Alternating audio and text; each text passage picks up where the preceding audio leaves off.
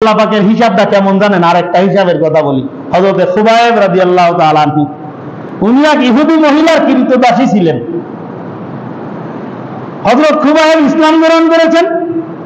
সেই ইসলাম গ্রহণের অপরাধে খুবাইব রাদিয়াল্লাহু তাআলা আনহুকে ওই মহিলার রড গরম করে, লোহা গরম করে ওই গরম রডের ছাকা দিছে মাথায়। মাথায় ঠুসকা পড়ে গেছে, চামড়াগুলো ফুটে গেছে, যন্ত্রণা। রাসূল আকরাম সাল্লাল্লাহু আলাইহি ওয়াসাল্লামের কাছে খুবাইব কাঁদতে কাঁদতে গেছে, দিয়ে ঘটনার পরিস্থিতির বিবরণ দিচ্ছে। আর রাসূলুল্লাহ, ইয়া হাবিবাল্লাহ, এই অবস্থা আমার। রহমাতুল্লিল আলামিন বলতেছেন যে, খুবাইব, তুমি কি অভিযোগ করতেছো? তুমি কি অভিযোগ করতেছো আমার কাছে?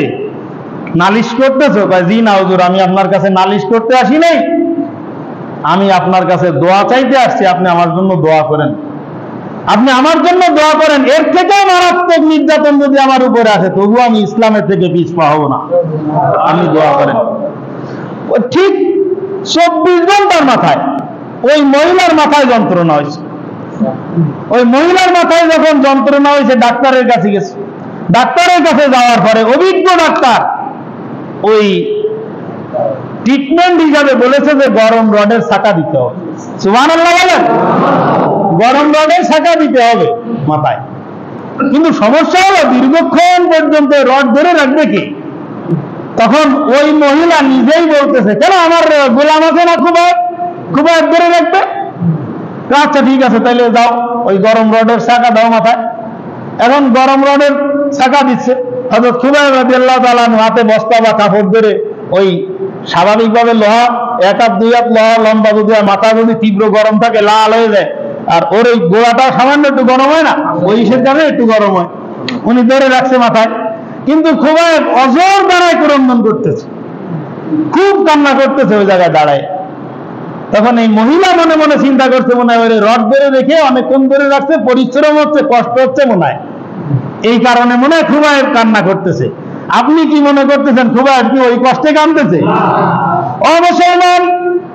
ওই মহিলা জিজ্ঞাসা করতেছে, খুবাইব তোমার কি কষ্ট হইতেছে নাকি? গরম রড মাথার উপরে ধরে রাখছো, তোমার কষ্ট লাগতেছে অনেকক্ষণ পর্যন্ত? না, জি না, আমার মোটেও কষ্ট লাগতেছে না। তাহলে তুমি ক্রন্দন করতেছো কেন?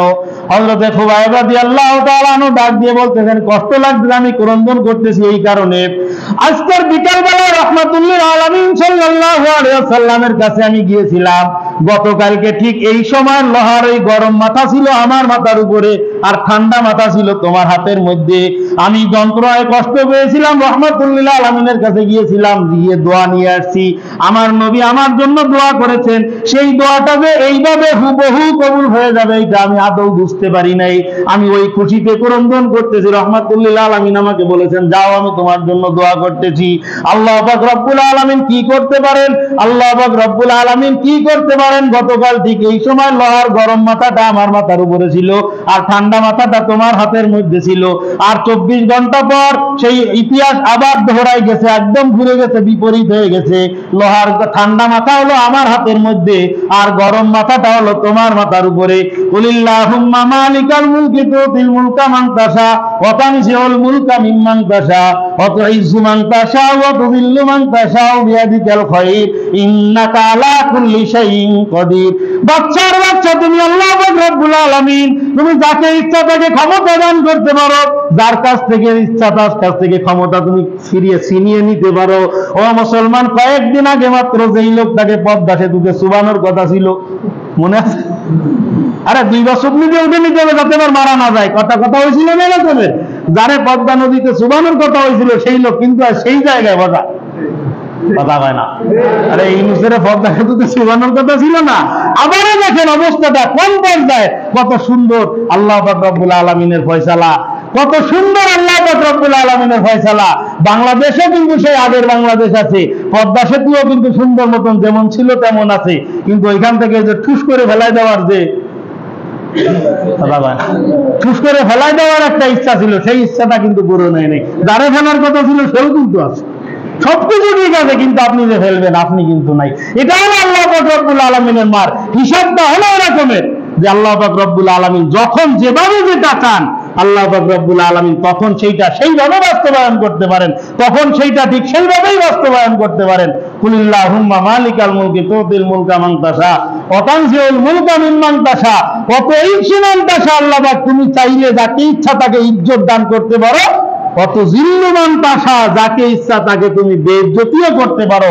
হাজার হাজার কোটি টাকার মালিক, পুরো বাংলাদেশ না পুরো বিশ্বের মধ্যে যার বিজনেস চলে, সেই লোকটা কত দাপটের সঙ্গে একদম জাতীয় পর্যায়ে আলে হাদিসের প্রোডাকশন করেছেন এই লোকটা, সেই লোকটারও অবস্থা নাকি কত সুন্দর দাড়ি, সেটাও ক্লিন সেভ করা লাগছে, একদম ক্লিন সেভ করে সপ্পান সপ্পা। কি হইল এত টাকা দিয়ে, এত ইজ্জত, এত সম্মান, এত কিছু দিয়ে আপনি করলেনটা কি?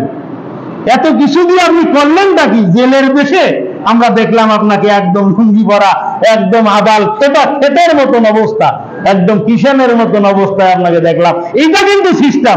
এই জন্য হিসাবটা যদি আগে হইতো, হিসাবটা যদি আগে হয় পরের দিনগুলো সুন্দর হয়, আর আগে যদি হিসাব না হয় তাহলে পরের দিনগুলো আর সুন্দর হয় না। আমি আপনাকে বলতেছিলাম আমাদের আলোচনাটা ছিল যে আপনি একজন মুসলমান, আর মুসলমান হিসাবে সর্বাগ্রে সমস্ত জায়গায় সর্বক্ষেত্রে আপনার বিবেচনায় থাকতে হবে যে আমি একজন মুসলমান। আমার মুসলমান হিসাবে আমি আমার ইসলামের স্বার্থ, আমার মুসলমানের স্বার্থ সবার আগে থাকতে হবে। সেটা আমার দল যদি ইসলামের বিরুদ্ধে যায় আমি ওই দলের সঙ্গে থাকবো না, আমার পরিবার যদি আমার ইসলামের বিরুদ্ধে যায় আমি ওই পরিবারের সঙ্গেও থাকবো না।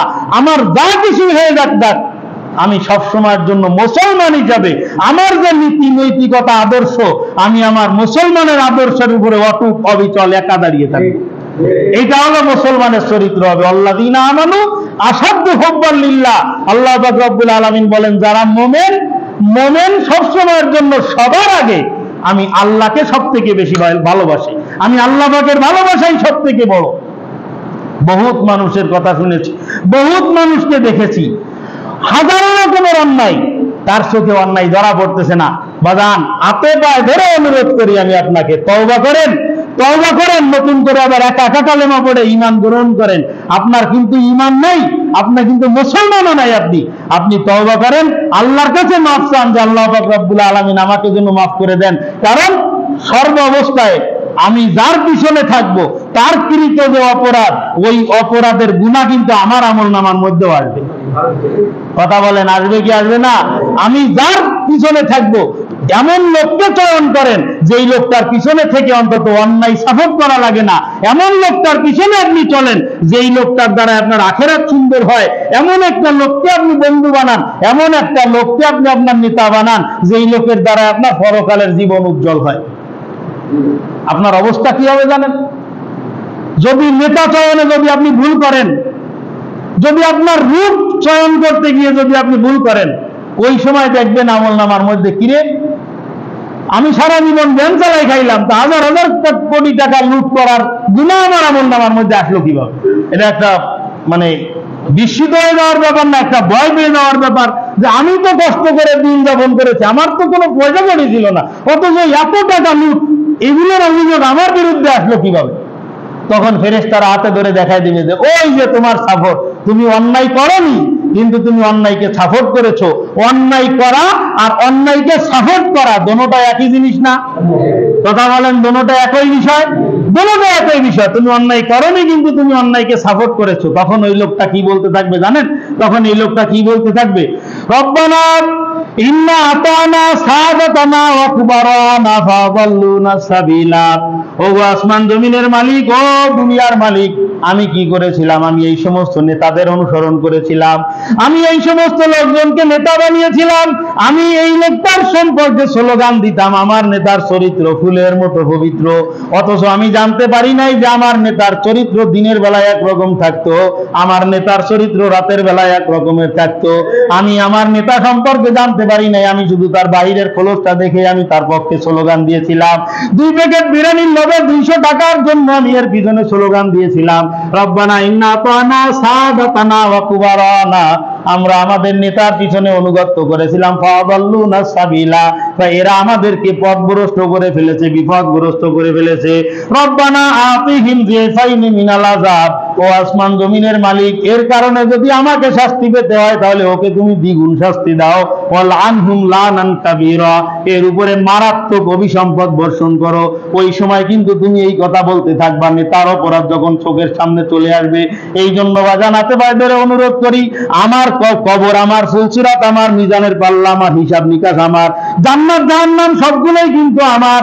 যার পিছনে স্লোগান দিয়ে দিয়ে তাকে তুমি সাপোর্ট করে করে তাকে এরকম কোটি কোটি টাকা লুট করার সুযোগ তুমি করে দিয়েছো, অথচ তার থেকে 4 আনা পয়সার উপকৃত কিন্তু তুমি হইতে পারো নাই। কথা কন, জ্ঞানওয়ালাই থেকে গেছে, রিক্সাওয়ালাই থেকে গেছে, দিনমজুরই থেকে গেছে। এর কোনো হালাত পরিবর্তন হয়েছে ভাই? এর কোনো অবস্থা পরিবর্তন হয় নাই। পরিবর্তন হয়েছে আঙ্গুল ফুলে কলা গাছ তাল গাছ হয়ে গেছে, যার পিছনে সে সাপোর্ট করেছে। এই জন্য ইসলাম এবং মুসলমান, আমি একজন মুসলমান, আমার সর্বাগ্রে বিবেচনার কথা হলো আমি মুসলমান হিসেবে আমার কি করা উচিত, আপনি সেইটা করবেন। আপনি মুসলমান হিসেবে আপনার কি করা উচিত সেইটা করবেন। তাহলে মুসলমানের চরিত্র আমার ভিতরে যদি এসে যায়, তাহলে আমার দ্বারাই কখনো অন্যায়ভাবে আরেকজনের উপরে জুলুম করা, এটা কি সম্ভব? কথা বলেন, সম্ভব? সম্ভব না। এইখানে একটা গুরুত্বপূর্ণ একটা পয়েন্টে কথা বলি, খেয়াল করেন। বর্তমান প্রশাসনও চাচ্ছে এটা, জন্য আমরা একটু বলি যে খবরদার ভাই, এই যে সমস্যাগ্রস্ত যে লোকগুলো আপনার এলাকার, ভালো করে বুঝে নেন। একটা লোক আপনি যে দল করতেন সে দল করে নাই, ভিন্ন দল করেছে। এই যে তার বাড়ি লুটপাট করা, তার বাড়িতে অগ্নিসংযোগ করা, তার বাড়ি ভাঙচুর করা, তার ব্যবসা প্রতিষ্ঠান নষ্ট করা, এটা কি আসলে মুসলমান? বাদ দেন, এটা কি কোনো মানবিক চরিত্র হওয়া উচিত? এটা কোনো মানবিক চরিত্র হওয়া উচিত ছিল না। আপনি বিএনপি করেন, আমি জিজ্ঞাসা করি আপনার কাছে, আপনি যদি বিএনপি করেন তাহলে এই ক্ষেত্রে এই মর্মে তারেক রহমান যে বক্তব্য দিয়েছে আপনি সেটা একটু শোনেন। তারেক রহমানের বক্তব্যটা কি ছিল? যে শত্রুতেও যদি বুকে জড়ায় যাওয়া সে বন্ধু হয়ে যাবে, খবরদার এরকম লুটপাট ইত্যাদি এগুলো তুমি করে না। এ শুনেছেন এই বক্তব্য ভাই? তাহলে যদি আপনি বিএনপি করেন, তাহলে আপনি যদি এই লুটপাট করেন, তাহলে বোঝা গেল যে আপনি আপনার হায়ার অথরিটি, আপনার যে নেতা আছে তার কথা আপনি মানেননি। কথা কন, তার কথা আপনি মানতে পারেন নাই ভাই। আপনি জামাতে ইসলামী করেন, ডক্টর শফিকুর রহমান যে বক্তব্য দিচ্ছে সেই বক্তব্যটাকে আপনি ফলো করেন, উনি যে কথা বলেছেন সেটা আপনি ফলো করেন, আপনার নেতার কথা আপনি ফলো করেন। তিনিও কিন্তু এই কথা বলেননি যে সবার লুটপাট করে সব ধ্বংস করে দাও, এটা কি বলেছে? এটা বলে নাই। তাহলে আপনি কোন নেতার, কার অনুসরণ করে যে আপনি এই সমস্ত আকামগুলো করলেন? কার অনুসরণ করে গিয়ে কার কথা মতো এগুলো আপনি করেছেন? সর্বোপরি সমস্ত দুনিয়ার সব নেতা সেটা আপনি বাদ দেন, আপনি কি একজন মুসলমান? কথা কয় না, আপনি কি একজন মুসলমান? আপনি একজন মুসলমান, আর মুসলমানের নেতাকে বিশ্ব নবী হযরত মুহাম্মদ রাসূলুল্লাহ সাল্লাল্লাহু আলাইহি ওয়াসাল্লাম, রাসূল আকরাম সাল্লাল্লাহু আলাইহি ওয়াসাল্লামের উম্মত হিসেবে, মুহাম্মদ রাসূলুল্লাহর উম্মত হিসেবে তার চরিত্রের সঙ্গে আপনার চরিত্র মিলান। মারাত্মক নির্যাতন, কোন ধরনের নির্যাতন? সমস্ত ব্যবসা কেড়ে নিচ্ছে, বসতভিটা কেড়ে নিচ্ছে, সন্তানাদিকে মেরে ফেলেছে, স্ত্রীকে শহীদ করে দিচ্ছে, গলা ধাক্কা দিয়ে নিজের এলাকা থেকে বের করে দিচ্ছে। মক্কা থেকে মুসলমানদেরকে, সাহাবায়ে কেরামকে গলা ধাক্কা দিয়ে বের করে দিচ্ছে না, জীবন বাঁচানোর তাগিদে রাতের অন্ধকারে পলায়ন করে তারপরে তারা চলে গেছে। চলে যাওয়ার পরে 10 বছর পরে, 9 বছর পরে যখন তারা ফেরত আসছে, ফেরত আসার পরে 10,000 বাহিনী নিয়ে রাসূল আকরাম সাল্লাল্লাহু আলাইহি সাল্লাম যখন ফিরে আসছেন মক্কায়, আসার পরে ওই যে জালেমগুলা, যারা এই অপকর্মগুলো করেছিল, এই জালেমগুলা কি করলো? সবাই ভীত সন্ত্রস্ত, কি হবে বলা যায় না। আমি তো এই করেছিলাম, বিপদে পড়লে কিন্তু বিজনের সময় তো ফ্ল্যাশব্যাক সামনে চলে আসে। কি সামনে চলে আসে না? সামনে চলে আসে, আমি তো এই করেছিলাম। সব টেনশনে রহমাতুল্লিল আলামিন ঐতিহাসিক ঘোষণা দিয়ে দিলেন, আজকের দিনে যেই ব্যক্তি বাইতুল্লাহর গিলাফ ধরে লটকায় থাকবে ওই ব্যক্তিকে ক্ষমা করে দেওয়া হবে, সাধারণ ক্ষমা। নিজের ঘরের মধ্যে দরজা বন্ধ করে বসে থাকলে ক্ষমা। হযরত আবু সুফিয়ানের বাড়িতে যারা আশ্রয় নেবে তারা সবাই ক্ষমা পেয়ে যাবে। জোরে বলেন সুবহানাল্লাহ। হযরত সাদ ইবনে উবাদা রাদিয়াল্লাহু তাআলা আবেগ আপ্লুত হয়ে, হযরত সাদ ইবনে উবাদা আবেগ আপ্লুত হয়ে, ইনার কাছে ছিল বিজয়ের পতাকা, কালেমা খচিত বিজয়ের পতাকা ছিল সাদ ইবনে উবাদা রাদিয়াল্লাহু তাআলা আনহুর হাতে। উনি জজবার চোখে বলে ফেলেছেন যে আজ কিন্তু আমাদের প্রতিশোধ নেওয়ার দিন, আমাদের সঙ্গে যতগুলো অপকর্ম করেছো সমস্ত কাজের বদলা আজ আমরা নিব। এই কথা বলার সঙ্গে সঙ্গে রহমাতুল্লিল আলামিন সাল্লাল্লাহু আলাইহি সাল্লাম পিছন থেকে বলতেছেন, উবাদা, এ সাদ, এদিকে আসো, তুমি পতাকা, বিজয়ের পতাকা তুমি ধরার উপযুক্ত না, পতাকাটা তার কাছ থেকে কেড়ে নিয়ে তার ছেলেকে সেনাপ্রধানের দায়িত্ব দিচ্ছেন। দায়িত্ব দেওয়ার পরে রহমতুল্লিল আলামিন কি বলেছিলেন? আমার আপনার নেতা বিশ্বনবী মুহাম্মদ রাসূলুল্লাহ আওয়াজ করে বলেন সাল্লাল্লাহু আলাইহি ওয়াসাল্লাম কি বলেছিলেন?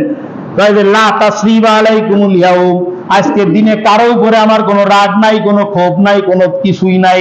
আজকে সাধারণ ক্ষমা করে দিলাম, কারো উপরে কোনো কথা নাই। আজকে প্রতিশোধ নেওয়ার দিন নয়, আজ হলো ক্ষমা করার দিন। ক্ষমা করার দিন, সবাইকে ক্ষমা, সাধারণ ক্ষমা। কেউ যদি তরবারি বের না করে, কেউ যদি অস্ত্র বের না করে, তাহলে তাকে আক্রমণ করা হবে না। এইটা ছিল রহমতুল্লিল আলামিনের বক্তব্য। সমস্ত বিএনপি জামাত টামাত যা কিছু হবে সব বাদ দেন। আপনি দেখবেন মুসলমান, সবার আগে আপনি মুসলমান, তারপরে আপনি বিএনপি, সবার আগে আপনি মুসলমান, তারপরে জামাত ইসলামী, সবার আগে আপনি মুসলমান, তারপরে আপনি জাতীয় পার্টি। সব কিছুর আগে হলো আপনি মুসলমান। আর মুসলমান হিসাবে মুসলমানের নেতা মুহাম্মদ রাসূলুল্লাহ সাল্লাল্লাহু আলাইহি সাল্লাম দীর্ঘ নির্যাতন ভোগ করার পরে উনি কি বলতেছেন? লা তাসরিবা আলাইকুমুল ইয়াউম, আমার কোনো ক্ষোভ নাই, তোমাদেরকে সাধারণভাবে ক্ষমা করে দিলাম। এই সাধারণ ক্ষমা ঘোষণা করার কারণে দেখা গেল ইযা জাআ নাসরুল্লাহি ওয়াল ফাতহু ওয়া রাআইতান নাসা ইয়াদখুলুনা ফি দীনিল্লাহি আফওয়াজা, আল্লাহ পাক রব্বুল আলামিন বলেন সাধারণ ক্ষমা ঘোষণা করে দিয়েছো। সাধারণ ক্ষমা ঘোষণা করে দেওয়ার কারণে দেখা গেল কি? ওয়া রাআইতান নাসা ইয়াদখুলুনা ফি দীনিল্লাহি আফওয়াজা, ঝাঁকে ঝাঁকে দলে দলে মানুষ লাইন ধরে ধরে সবাই ইসলামের মধ্যে প্রবেশ করতেছে। জোরে বলেন সুবহানাল্লাহ। অরিজিনাল বিজয় হলো এইটা, অরিজিনাল বিজয় হলো এইটা। আগামী রাজনৈতিক প্রেক্ষাপট, এই জায়গায় আমার আচরণ, আমার চরিত্র, আমার অবস্থা দেখে আগামীতে মানুষের কাছে আমাকে জনপ্রিয়তা অর্জন করতে হবে। উদ্দেশ্য কি এইটা থাকা উচিত ছিল না? কথা কয় না। উদ্দেশ্য এইটা থাকা উচিত ছিল না? এইটা উদ্দেশ্য থাকা উচিত ছিল। অথচ কি হইল? ওই সেই রাতারাতি ভাঙচুর, লুটপাট, চাঁদাবাজি, বিভিন্ন কিছুর খবর আসছে না ভাই? কথা কয় না। রাগ করতেছেন আপনারা? বিভিন্ন জায়গায় এই ধরনের অপকর্মের খবর আসছে ভাই। এই যে অপকর্মটা আমার আপনার মতন মুসলমানের দ্বারা হয়েছে, কি বলেন? তবে একটা বিষয়, বিভিন্ন জায়গায় সংখ্যালঘু আপনার বিধর্মীদের মন্দির ভাঙার যে কথাটা আছে, এই বিষয়টা কিন্তু বাস্তবতা হলে মানে আমার খানিকটা মেনে নিতে আমার কষ্ট হইতো, এটা সম্ভব না। কারণ মুসলমান, অরিজিনাল মুসলমান 5 ওয়াক্ত নামাজ পড়ুক আর না পড়ুক, তার দ্বারা এই কাজটা করা সম্ভব না। যদি হয় থাকে কোনো জায়গায়, আল্লাহ পাক মাফ করুক। আমরা সচেষ্ট থাকবো, সবসময়ের জন্য সচেতন থাকবো। স্বাধীনতা অর্জন করার থেকে স্বাধীনতা ধরে রাখা কিন্তু কঠিন বেশি। কথা কন, স্বাধীনতা অর্জন করার থেকে স্বাধীনতা ধরে রাখা অনেক কঠিন। মারাত্মক ষড়যন্ত্র, মারাত্মক আওয়াজ, বিভিন্ন রকমের কথাবার্তা আমরা শুনতেছি। খবরদার মুসলমান, আমার দ্বারাই যেন কেউ কষ্ট না পায়, সে যেই হোক না কেন। এ তো আমার ভাই, দেখবেন সে একজন মুসলমান, আমার ভাই, সে আমার প্রতিবেশী, সে তো আমার উপরে অনেক কিছু করেছে।